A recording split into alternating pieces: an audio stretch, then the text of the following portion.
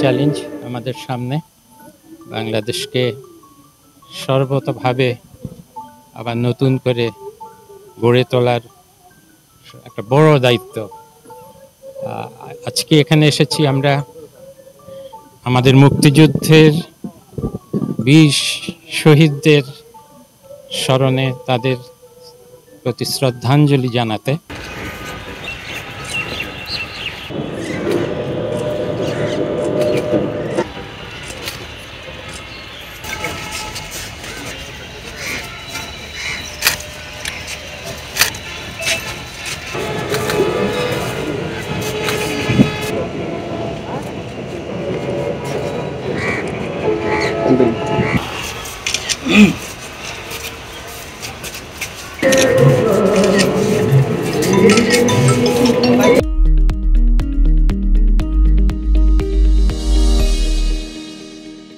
ছাত্ররা তো সবসময়ই ৫২ থেকে আরম্ভ করে সবসময়ই তো নতুন যুগের সূচনা করেছে কোনো না কোনো আন্দোলন দিয়ে।